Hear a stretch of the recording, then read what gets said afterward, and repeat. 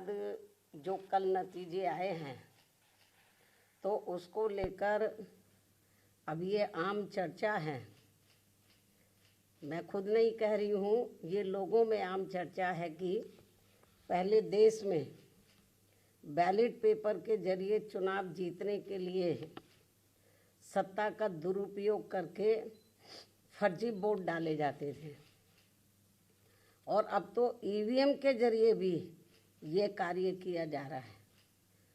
जो लोकतंत्र के लिए बड़े दुख व चिंता की बात है। इतना ही नहीं बल्कि देश में लोकसभा व राज्यों में विधानसभा आम चुनाव के साथ साथ खासकर उपचुनावों में तो अब ये कार्य काफ़ी खुलकर किया जा रहा है और ये सब हमें हाल ही में हुए यूपी के उपचुनाव में काफ़ी कुछ देखने के लिए मिला है। और इस बार महाराष्ट्र स्टेट में विधानसभा के हुए आम चुनाव में भी इसको लेकर काफ़ी आवाज़ें उठाई जा रही हैं। ये अपने देश में यह लोकतंत्र के लिए बहुत बड़ी खतरे की घंटी भी है। ऐसी स्थिति में अब हमारी पार्टी ने ये फैसला लिया है कि जब तक देश में फर्जी वोटों को डालने से रोकने के लिए देश के चुनाव आयोग द्वारा कोई सख्त कदम नहीं उठाए जाते हैं तो तब तक हमारी पार्टी देश में खासकर अब कोई भी उपचुनाव नहीं लड़ेगी। मैं उपचुनाव की बात कर रही हूँ, बाई इलेक्शन की। तो तब तक हमारी पार्टी देश में खासकर अब कोई भी उपचुनाव नहीं लड़ेगी। जबकि आम चुनाव में जब जनरल इलेक्शन होते हैं, जबकि आम चुनाव में इस मामले में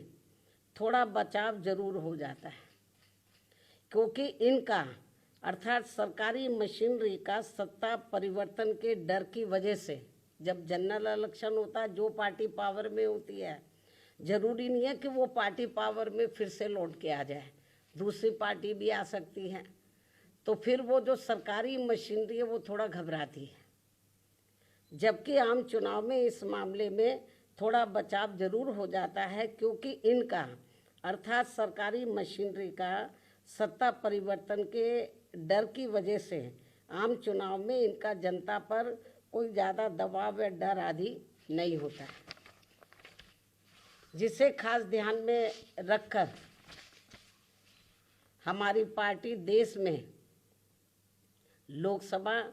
व राज्यों में विधानसभा के आम चुनाव तथा स्थानीय निकायों के भी चुनाव पूरी तैयारी व दमदारी के साथ लड़ेगी। इसके साथ ही यहाँ मैं ये भी कहना चाहती हूँ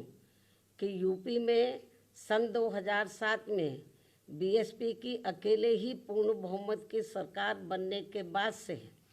कांग्रेस, बीजेपी व इनके समर्थक सभी जातिवादी पार्टियां ये सोचकर काफ़ी घबराने लगी थी कि यदि बीएसपी केंद्र की सत्ता में आ गई तो फिर बाबा साहब डॉक्टर भीमराव अंबेडकर का व इनके अनुयायी रहे मान्यवर श्री कांशीराम जी का भी हर मामले में अधूरा रहा सपना जरूर साकार हो जाएगा, जिसे रोकने के लिए फिर इन्होंने अंदर अंदर आपस में मिलकर ये जो जातिवादी पार्टियां हैं, कांग्रेस, बीजेपी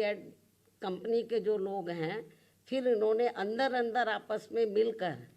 व पर्दे के पीछे से खासकर दलित समाज में से बिकाऊ व स्वार्थी किस्म के लोगों के जरिए अब इन्होंने अनेकों पार्टियां बनवा दी हैं सन 2007 के बाद से, जिनको चलाने व चुनाव लड़ाने आदि पर पूरा धन इन्हीं पार्टियों का लगता है। तभी ये पार्टियां कई कई दर्जन गाड़ियों को साथ में लेकर चलती हैं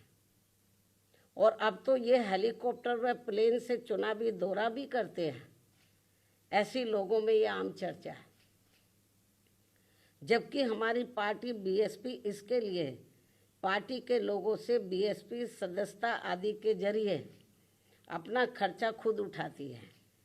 यहाँ ये भी गंभीरता से सोचने की बात है। और इतना ही नहीं बल्कि फिर ये विरोधी पार्टियां अपने राजनीतिक लाभ के लिए उनके हिसाब से उनसे उम्मीदवार खड़े करवा के अब बीएसपी को कमज़ोर करने में लगी है। इसके साथ ही अब तो इन बिकाऊ व स्वार्थियों को मजबूती देने के लिए अब ये विरोधी पार्टियां अपना खुद का भी वोट ट्रांसफ़र करवा के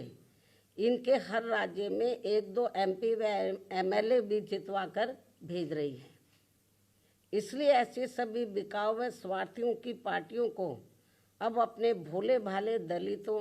आदिवासियों, अन्य पिछड़े वर्गों व अक़लियतों को भी अपना एक भी वोट देकर खराब नहीं करना है। ये सब हमें अभी हाल ही में हरियाणा, महाराष्ट्र, झारखंड के हुए विधानसभा आम चुनाव के साथ साथ यहाँ उत्तर प्रदेश में भी 9 विधानसभा की सीटों पर हुए उपचुनाव में काफ़ी कुछ देखने के लिए मिला है। ऐसे में अब इन सभी वर्गों के लोगों को इन्हें जाति, बरादरी, रिश्ते नातों, यार दोस्तों आदि के भी चक्कर में न पड़कर अपना वोट ऐसी किसी भी पार्टी को नहीं देना है, बल्कि अपनी एकमात्र हितैषी पार्टी बीएसपी को ही अपना वोट देना है, जिसकी नीतियों व कार्यशैली को इन्होंने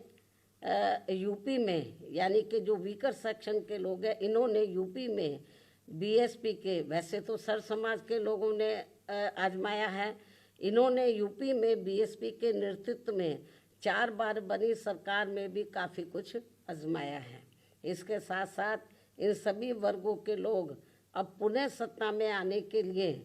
विरोधी पार्टियों की इन सभी साजिशों से हमेशा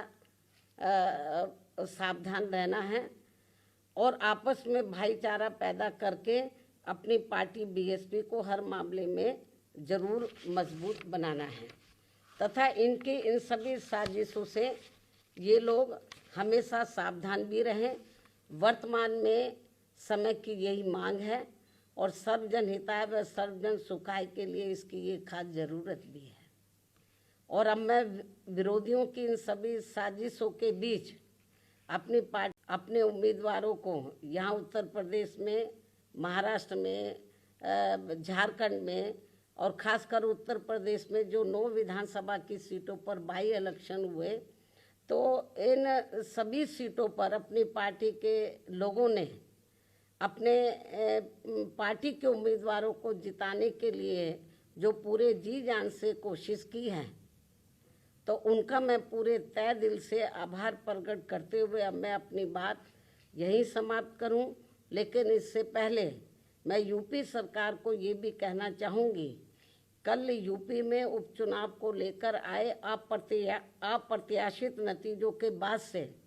खासकर संभल जिला सहित पूरे मुरादाबाद मंडल में काफ़ी तनाव की स्थिति व्याप्त थी कल से। ऐसे में शासन व प्रशासन को संभल में मस्जिद व मंदिर विवाद को लेकर सर्वे कराने का कार्य आगे बढ़ाना चाहिए था, जो तो ये ज़्यादा बेहतर होता। लेकिन ऐसा ना करके जो आज वहाँ सर्वे के दौरान जो कुछ भी बवाल हुआ है, हिंसा हुई है, तो उसके लिए यूपी का शासन व प्रशासन पूरी तरह से जिम्मेवार है। ये अति निंदनीय है। ये जो भी कुछ उधर हो रहा है ये अति निंदनीय है, जबकि ये काम दोनों पक्षों को साथ में लेकर शांतिमय ढंग से किया जाना चाहिए था, जो नहीं किया जा रहा है। ऐसे में अब मैं खासकर संभल के सभी लोगों से वहाँ शांति व्यवस्था बनाने की भी पुरजोर अपील करते हुए अपनी बात यहीं समाप्त करती हूँ। धन्यवाद। जय भीम व जय भारत।